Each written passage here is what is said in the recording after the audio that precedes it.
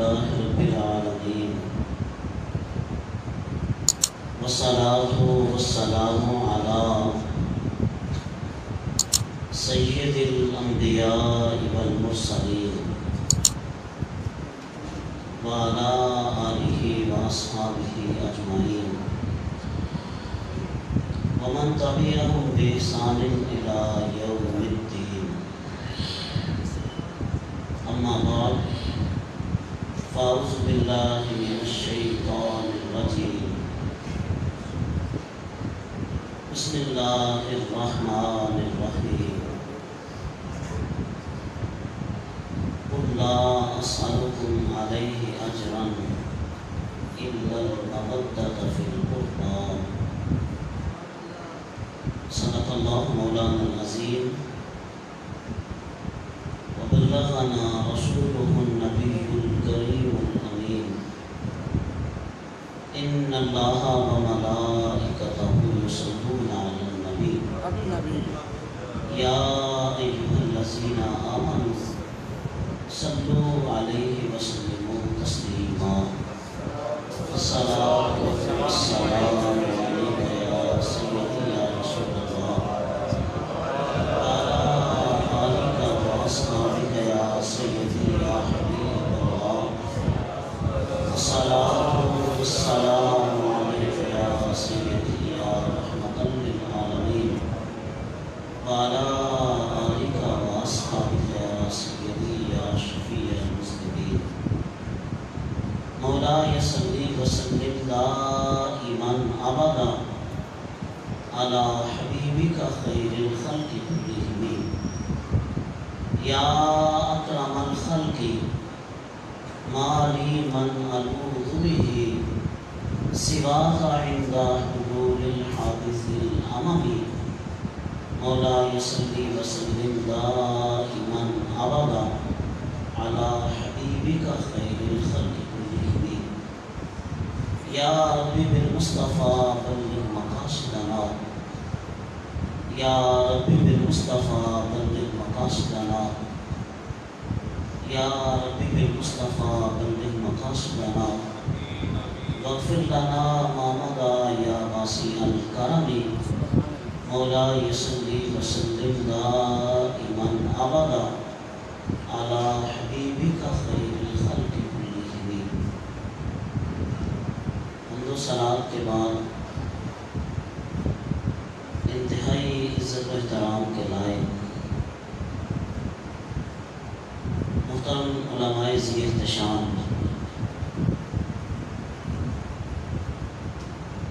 شاقان مصطفیٰ کریم صلی اللہ تعالیٰ علیہ وسلم، محترم حاضرین و سامعین، آپ کا یہ 63واں پروگرام ہے جو کہ الحمدللہ تسلسل کے ساتھ بغیر کسی انقطاع کے جاری و ساری ہے، اور اس پروگرام کی ایک نمایاں خوبی یہ ہے کہ جس میں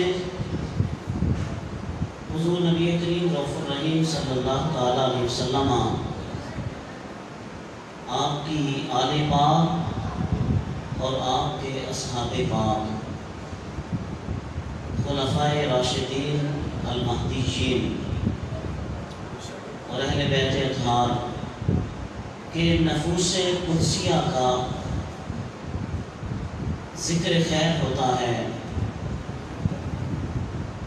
نئے سے نئے آنے والے مہمان مختلف عنوانات کے ذریعے آپ سے مخاطب ہوتے ہیں. انداز بیاں رنگ بدل دیتا ہے، ورنہ دنیا میں کوئی نئی بات نہیں ہے. 63 سال میں اب آپ کی یہ تیسری نسل ہے جو اس پروگرام کے تسلسل کو جاری رکھے ہوئے ہے. یقیناً یہ ہماری تربیت کے لیے بہت اہم ہے. حضور سرور کونین صلی اللہ تعالیٰ علیہ وآلہ وسلم جو ہماری منصبی ذمہ داریوں سے ہمیں آگاہ فرماتے ہیں وہ کیا ہے؟ اے لوگوں، اپنی اولاد کو اپنے نبی کی محبت سکھاؤ۔ ہم میں سے ہر فرد کی یہ ذمہ داری ہے کہ وہ اپنی اولاد کو اپنے نبی کی محبت سکھائے۔ ہمارے گھر کا ماحول ایسا ہو، ہماری گفت و شنید ایسی ہو، ہمارے امور اور معاملات ایسے ہوں، ہمارا بول چال کا انداز ایسا ہو کہ ہماری اولاد کو ہماری تمام ایکٹیویٹیز اور سرگرمیوں سے بخوبی اندازہ ہو کہ ہم اپنے پیارے حبیب صلی اللہ علیہ وسلم سے محبت کرتے ہیں۔ کریم آقا ارشاد فرماتے ہیں اپنی اولاد کو اپنے نبی کی اہل بیت کی محبت سکھاؤ۔ یہ بات بھی ہم پر لازم ہے، ہماری ذمہ داریوں میں سے یہ ذمہ داری ہے، اپنی اولاد کی تربیت کا یہ لازمی جز ہے کہ ہم اپنی اولاد کو اپنے کریم آقا صلی اللہ علیہ وسلم کی اہل بیت اطہار کے نفوس قدسیہ کی محبت سکھائیں۔ تیسری بات آپ نے ارشاد فرمائی کہ اپنی اولاد کو قرآن کی تلاوت کرنی سکھاؤ، قرآن پڑھنا سکھاؤ، ہماری زندگیوں میں قرآن شامل ہو۔ یہ نہ ہو کہ ہم کسی کے فوت ہونے کا انتظار کریں کہ کوئی فوت ہوگا، اس کے ایصال ثواب کے لیے ہم بیٹھ کر قرآن کی تلاوت کریں گے۔ قرآن تو ہماری زندگیوں میں جزء لازم کے طور پہ شامل ہونا چاہیے۔ ہم اٹھتے بیٹھتے چلتے پھرتے کھاتے پیتے ہم اپنی زندگی کو قرآن کی تعلیمات کے تابع کریں۔ یہ جو آپ کی محافل ہیں، الحمدللہ ان محافل کے ذریعے یہاں پر جتنے احباب تشریف لاتے ہیں ان سب کو اللہ تبارک و تعالی کریم آقا صلی اللہ علیہ وسلم کی اس حدیث طیبہ کا فیض عطا فرمائے۔ آپ کے بزرگ انہی محافل کا انعقاد کرتے کرتے دار آخرت کی طرف چلے گئے۔ کریم آقا ارشاد فرماتے ہیں انسان جیسے اپنی زندگی گزارتا ہے اسی طرح اس کی موت آتی ہے، جیسے اس کی موت آتی ہے ویسے ہی وہ محشر کے میدان میں اپنی قبر سے اٹھے گا۔ گویا یہ ایک تسلسل ہے۔ آپ کے بزرگ یہ محافل کرتے کرتے چلے گئے، آج جب بھی آپ یہ محفلیں منعقد کرتے ہیں ان کی روحیں آپ کے ساتھ موجود ہوتی ہیں۔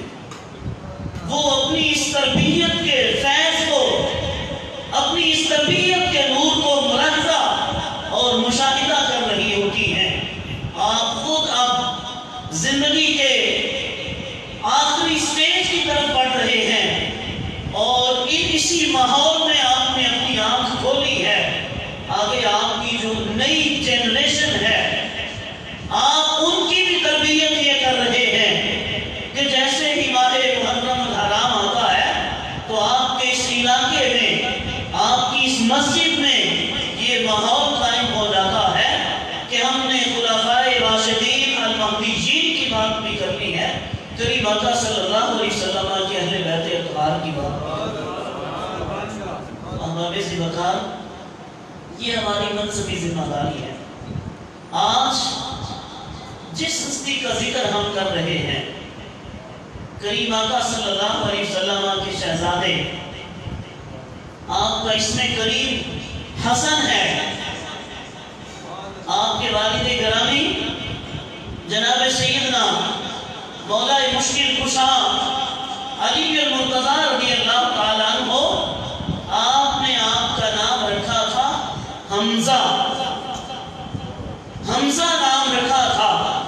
کریم آقا صلی اللہ علیہ وسلم ارشاد فرماتے ہیں علی میرے رب نے مجھے حکم دیا ہے کہ میں نے اپنے اس بیٹے کا نام حسن رکھا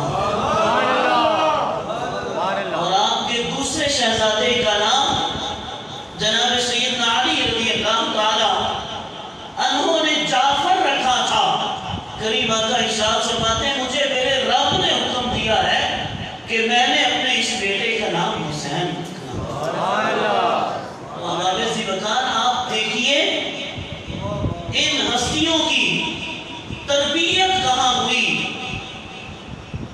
کریم آقا صلی اللہ علیہ وسلم کی ہجرت مبارکہ کا تیسرا سال تھا کہ جب مولا حسن امام زمن صدق رسول صلی اللہ علیہ وسلم جلوہ افروز ہوئے تو سب سے پہلے کریم آقا صلی اللہ علیہ وسلم نے اپنے لعاب دہن سے ان کو گھٹی عطا فرمائی تھی۔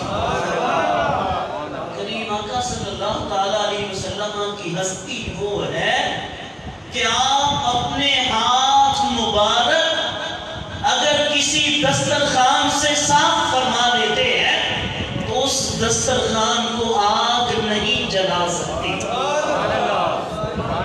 جناب مولا حسن ان ہاتھوں میں اس آغوش میں جب آتے ہیں تو کریم آقا صلی اللہ علیہ وسلم اپنا لعاب دہن مبارک آپ ان کو گھٹی کے طور پہ عطا فرماتے ہیں۔ یہ وہ ہستی ہے کہ جس کے لیے اللہ تبارک و تعالی قرآن کی آیات طیبات میں ارشاد فرماتا ہے کہ ہم نے انہیں ایسا پاک اور صاف کر دیا ہے کہ جیسے پاک اور صاف ہونے کا حق ہوتا ہے تو اب آپ وہ تو آئے ہی پاک تھے، پاکوں کی طرف سے آئے تھے، پاکوں کے پاس آئے تھے، پاکوں نے اپنی آغوش میں لیا تھا، پاکوں نے تربیت کی تھی۔ یہاں پہ پاکی جو ہے وہ اپنے کمال اور اپنے عروج کو پہنچی ہوئی ہے۔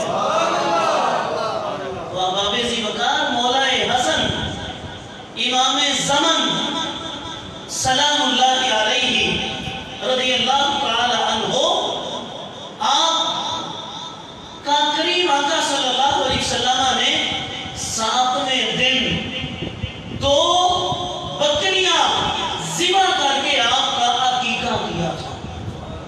کریم آقا صلی اللہ تعالی علیہ وسلم جب عقیقہ فرما رہے تھے وہ جو گوشت اور جانور کے اعضاء تھے وہ جب کریم آقا صلی اللہ علیہ وسلم کے سامنے گوشت کی صورت میں آئے تو آپ مالک کی بارگاہ میں عرض کرتے ہیں اللہ میرے اس بیٹے کے بدلے میں جو اس بکری کا گوشت پیش کر رہا ہوں یہ میرے بیٹے کے گوشت کے صدقے کے طور پہ قبول فرما، اس کی ہڈیاں میرے بیٹے کی ہڈیوں کے صدقے کے طور پہ قبول فرما، اس کا خون میرے بیٹے کے خون کے صدقے کے طور پہ قبول فرما۔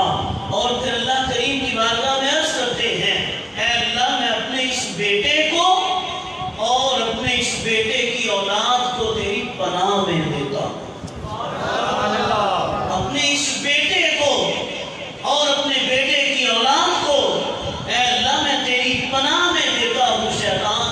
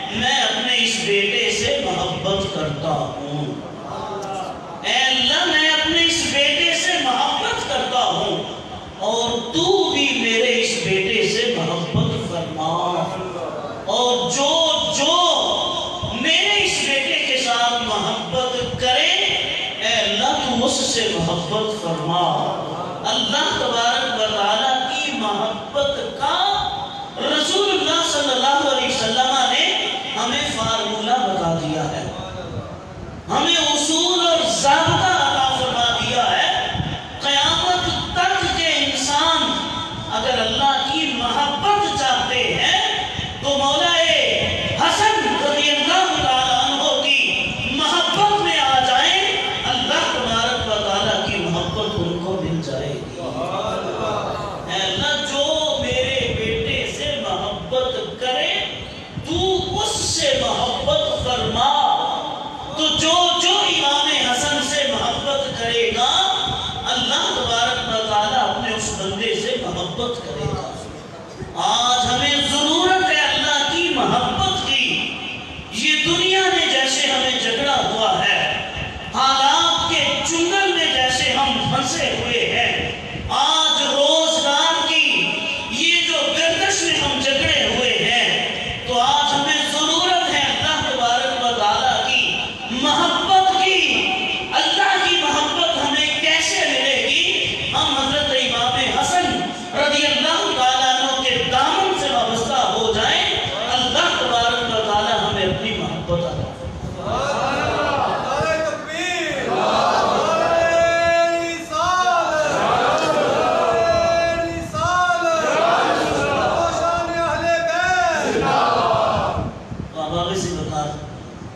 کریم آقا صلی اللہ تعالیٰ علیہ وسلم ارشاد فرماتے ہیں، لوگوں احب اللہ، تم اپنے اللہ سے محبت کرو، اللہ سے محبت کرو، لما یبسوکم من نعمہ، اس لیے کہ اللہ اپنی نعمتوں سے تمہیں رزق عطا فرماتا ہے، تو تم اللہ تبارک و تعالیٰ سے محبت کرو۔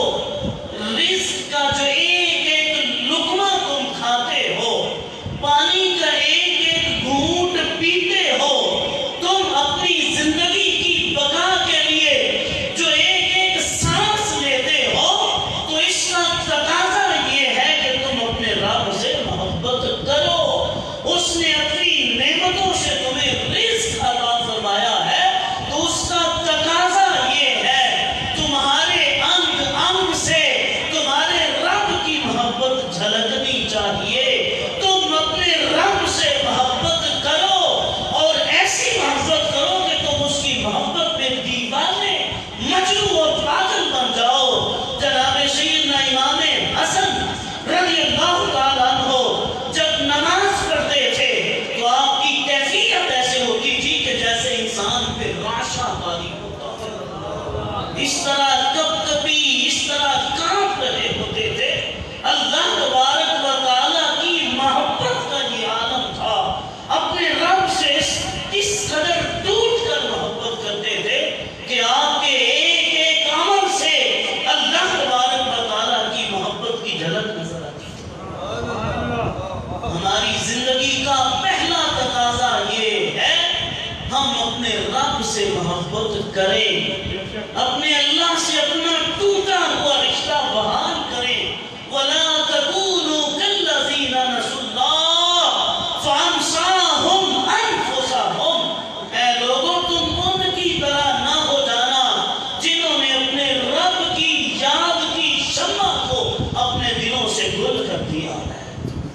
اپنے رب سے اپنا تعلق مضبوط سے مضبوط کرو۔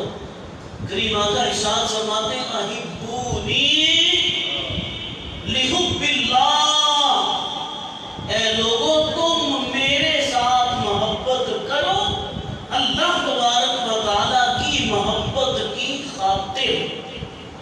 حضور کی محبت ضامن ہے اللہ تبارک و تعالیٰ کی محبت کی۔ جب حضور کی محبت مل جاتی ہے، اللہ تبارک و تعالیٰ اپنی محبت کا فیض عطا فرما دیتا ہے۔ فرمایا وَأَحِبُّوا أَهْلَ بَيْتِي لِحُبِّي، اے لوگوں اگر تم میری محبت چاہتے ہو تو میری اہل بیت اطہار کے ساتھ محبت کرو۔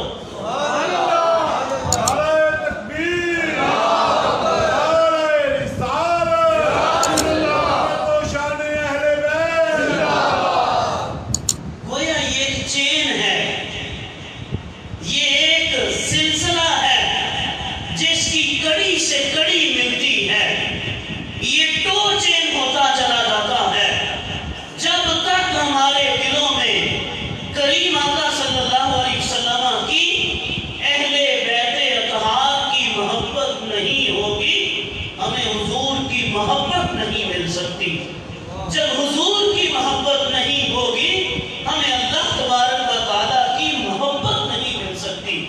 اگر ہم اللہ سے محبت کرنا چاہتے ہیں، اگر ہم اللہ کی محبت میں اپنے آپ کو گم کرنا چاہتے ہیں، تو اس کا پہلا تقاضا یہ ہے ہم اپنے کریم آقا سے محبت کریں. اگر ہم اپنے آقا سے محبت کرنا چاہتے ہیں تو اس کا لازمی تقاضا یہ ہے کہ کریم آقا صلی اللہ علیہ وسلم کی اہل بیت اطہار سے محبت کریں. سبحان اللہ. گویا مولا حسن رضی اللہ تعالی عنہ کی محبت یہ ہمارے ایمان کا حصہ ہے. رسول اللہ صلی اللہ علیہ وسلم کی محبت کا یہ عملی تقاضا ہے اور اللہ تبارک و تعالیٰ کی محبت کا عملی تقاضا ہے. احباب ذکر کریم آقا صلی اللہ علیہ وسلم ارشاد فرماتے ہیں من صلی صلاۃ ولم یصلی فیہا علی وعلی اہل بیتی لم تقبل منہ. وہ بندہ کہ جس نے نماز پڑھی، وہ نماز جو مومن کے لیے معراج کا مرتبہ رکھتی ہے، وہ نماز کہ جب انسان پڑھ کے فارغ ہوتا ہے، کریم آقا ارشاد فرماتے ہیں نمازی کے لیے دعا کرتی ہے حفظک اللہ کما حفظتنی. اے بندے، اے نمازی، اللہ تیری حفاظت کرے جیسے تو نے میری حفاظت کی ہے. آپ اندازہ کیجئے اس ماحول میں، جس گھٹن کے ماحول میں ہم جی رہے ہیں، جن پریشانیوں کے گرداب میں ہم پھنسے ہوئے ہیں، تو جس بندے کے لیے دن میں 5 مرتبہ نماز دعا کرتی ہے، ہم کسی سے کہتے ہیں یار دعا کرو میرے لیے، بھائی میرے لیے دعا کرو. کریم آقا صلی اللہ علیہ وسلم ارشاد فرماتے ہیں نمازی کے لیے دعا کرتی حفظک اللہ. اے بندے، اللہ تیری حفاظت کرے کما حفظتنی، جیسے تو نے میری حفاظت کی ہے. تو احباب، جب آپ اپنی نمازوں کی حفاظت کریں گے، نماز آپ کی حفاظت کی گارنٹی اور ضمانت بن جائے گی. نماز رب کی بارگاہ میں آپ کی حفاظت کا سوال کرے گی. اللہ تبارک و تعالی نماز کی اس دعا کو اپنی بارگاہ میں قبول فرمائے گا اور آپ کو اپنی حفاظت کا احسان عطا فرمائے گا. وہ نماز کریم آقا ارشاد فرماتے ہیں جس بندے نے نماز پڑھی اور نماز میں مجھ پر اور میری اہل بیت پر درود نہ پڑھا. نماز تو پڑھتا رہا، نماز پڑھتا رہا، اور یہ بھی خیال رہا کہ نماز میں اگر اللہ کے علاوہ کسی اور کا خیال آیا تو نماز نہیں ہوگی. نماز پڑھتا رہا لیکن اس نماز کے عملی تقاضے کو پورا نہ کیا.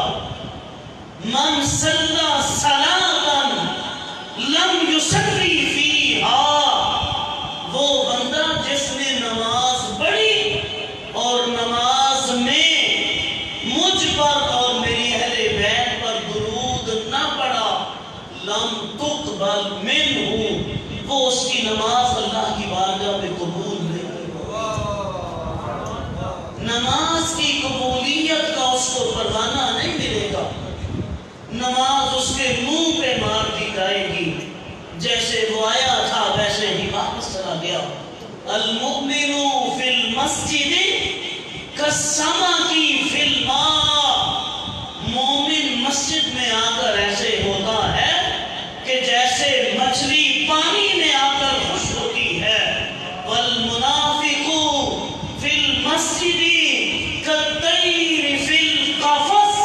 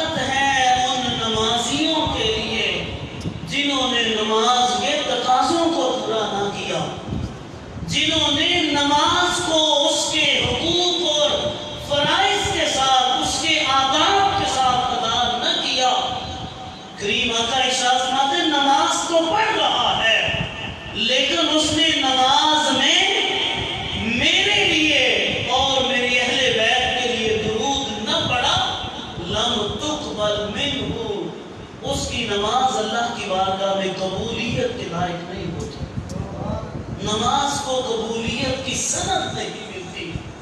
تو احباب ہماری نمازوں کا انحصار کریم آقا صلی اللہ علیہ وسلم کی محبت پر ہے.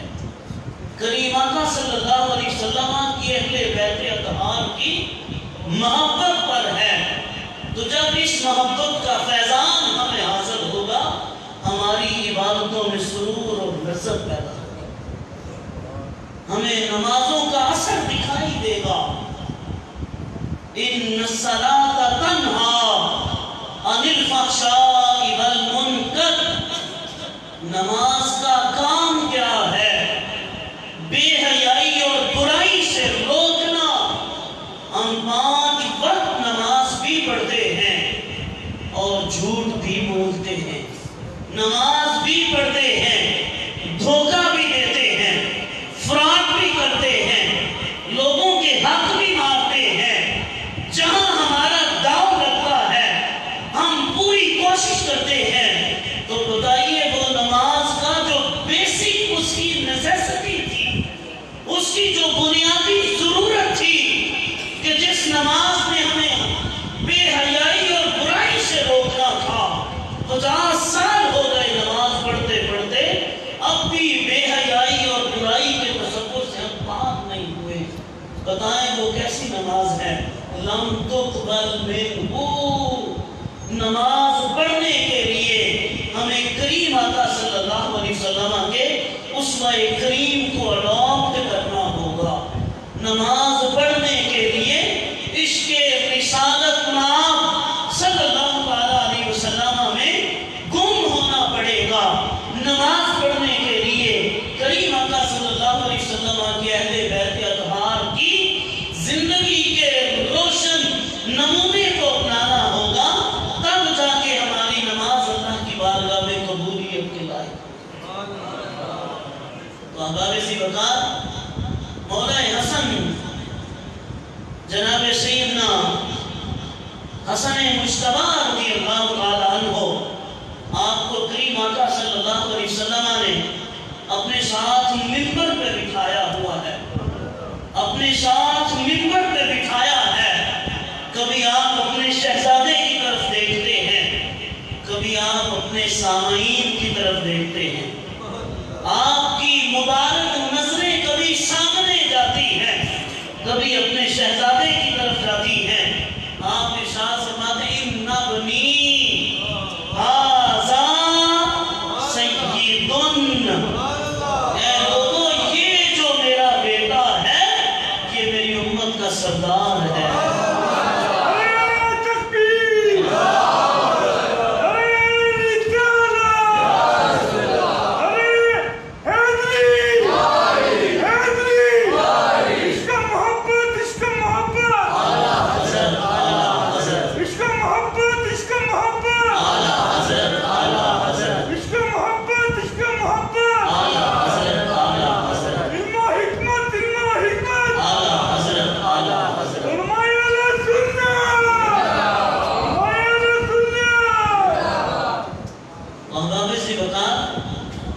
سید کا جو کانسیپٹ ہے، لفظ سید کا جو اطلاق ہے، وہ کریم آقا صلی اللہ علیہ وسلم کے شہزادوں پہ ہوتا ہے. یہ جو فاطمی سید ہیں، سیدہ کائنات فاطمہ الزہرا رضی اللہ تعالی عنہ و سلام اللہ علیہا، آپ کے یہ جو لہتے جگر ہیں یہ ہم ساری امت کے سردار ہیں. ان ابنی ھذا سید. کریم آقا ارشاد فرماتے ہیں یہ جو میرا بیٹا ہے، اے لوگوں دیکھ لو جو میری آغوش میں یہ میرے ساتھ میرے منبر پہ جلوہ گر ہے، یہ میرا بیٹا میری امت کا سردار ہے، سید ہے. لعل اللہ ان یصلح بہ. اللہ تبارک و تعالی میرے اس بیٹے کے ذریعے لعل اللہ ان یصلح بہ بین الفئتین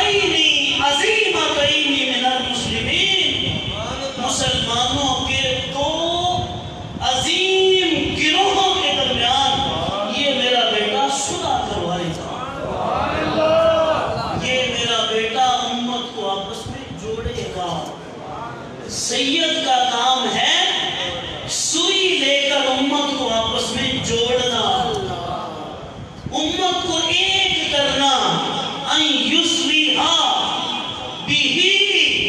اللہ تبارک و تعالیٰ نے سادات کرام کو وہ منارہ نور بنا دیا ہے جس کی روشنی میں امت آپس میں جڑ جاتی ہے، جس کی وابستگی میں، جس کی اٹیچمنٹ میں، جس کے تمسک میں امت آ کر آپس میں جڑ جاتی ہے۔ یہ کریم آقا صلی اللہ علیہ وسلم اپنے پیارے شہزادے حضرت امام حسن رضی اللہ تعالیٰ عنہ کو یہ ٹائٹل عطا فرمایا۔ تو بابے سے بتا آپ کتنے بڑے سخی تھے، سید الاسقیاء، سخیوں کے سردار ہیں، سید الاسقیاء۔ آپ ایک سفر میں تھے، سفر حج۔ آپ نے مدینہ منورہ سے مکہ مکرمہ حج بیت اللہ کے لیے جب بھی آپ گئے، کبھی آپ سواری پہ سوار ہو کر نہیں گئے۔ بڑے بڑے لوگ آتے تھے، حضور ہماری سواریاں حاضر ہیں، قبائل کے سردار آتے تھے، حضور ہماری سواریاں حاضر ہیں۔ آپ فرماتے تھے میرے رب نے مجھے سواریاں عطا فرمائی ہیں، لیکن میں کسی سواری پہ سوار ہو کر اس احکم الحاکمین کی بارگاہ میں جاؤں، مجھے حیا آتی ہے۔ اللہ رب العزت کی بارگاہ میں کعبہ اللہ کی ان عظمتوں اور جلالتوں کے سائے میں، شہر مکہ میں، لا اقسم بہذا البلد وانت حل بہذا البلد، وہ جو شہر مقدس ہے، آپ فرماتے ہیں مجھے شرم آتی ہے، حیا آتی ہے، میں سواری پہ سوار ہو کر میں حج کے لیے جاؤں۔ سفر حج تھا، حضرت سیدنا امام حسین رضی اللہ تعالیٰ عنہ آپ کے ساتھ تھے، حضرت سیدنا عبداللہ بن جعفر آپ کے ساتھ تھے۔ آپ حج بیت اللہ کے لیے پیدل سفر کرتے ہوئے جا رہے ہیں، راستے میں ایک مقام پہ آپ نے پڑاؤ کیا، رکے۔ وہاں قریب ایک گڑیا تھی، اس نے دیکھا یہ مہمان بڑے خوبصورت ہیں، جانتی تو نہ تھی لیکن ظاہری قد و قامت سے دیکھ کر اس کے دل میں محبت پیدا ہو گئی۔ تو اس بڑھیا نے عرض کیا حضور میں آپ کی دعوت کرنا چاہتی ہوں۔ آپ نے اس کی دعوت کو قبول فرمایا۔ اس کے گھر میں صرف ایک بکری تھی، وہ بکری اس نے ذبح کی اور ان شہزادوں کو اس نے ان کی ضیافت کے لیے پیش کر دیا۔ آپ اس کی دعوت کھا کے اپنا سفر جاری فرماتے ہیں۔ اس خاتون کا شوہر آیا، اس سے ناراضگی کا اظہار کیا کہ ہمارے پاس ایک ہی بکری تھی اور تم نے وہ بھی راہ جاتے مسافروں کے لیے تم نے قربان کر کے ضیافت کر دی ہے۔ وقت گزر گیا، وہ بڑھیا وہ خاتون مدینہ منورہ میں آئی۔ سیدنا امام حسن رضی اللہ تعالیٰ عنہ آپ نے اس کو دیکھ لیا، آپ نے پہچان لیا، میں اللہ کی بندی آپ وہی ہیں کہ جس نے ہمیں حج کے سفر پہ جاتے ہوئے راستے میں بکری ذبح کر کے اس سے ہمیں ہماری دعوت کی تھی۔ تو اس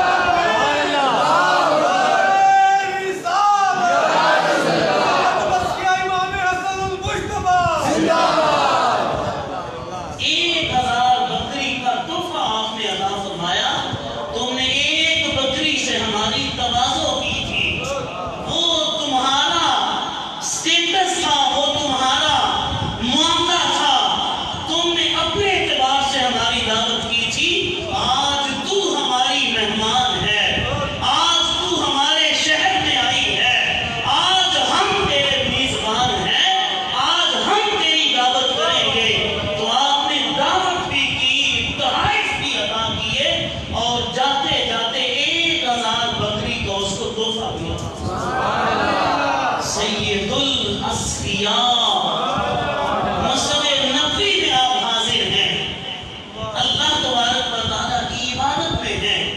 آپ نے دیکھا ایک شخص رو رو کر اللہ کی بارگاہ میں التجا کر رہا ہے، مالک مجھے 10,000 درہم کی ضرورت ہے، مجھے عطا فرما، 10,000 درہم کی ضرورت ہے۔ سیدنا امام حسن رضی اللہ تعالیٰ عنہ وہاں سے اٹھتے ہیں، اپنے گھر جاتے ہیں، اور جا کر ایک غلام کو آپ 10,000 درہم دے کر فرماتے ہیں وہ جاؤ مسجد میں ایک شخص بیٹھ کر اللہ کی بارگاہ میں دعا کر رہا ہے، اسے بتاؤ مالک نے تمہاری دعا کو قبول فرمایا۔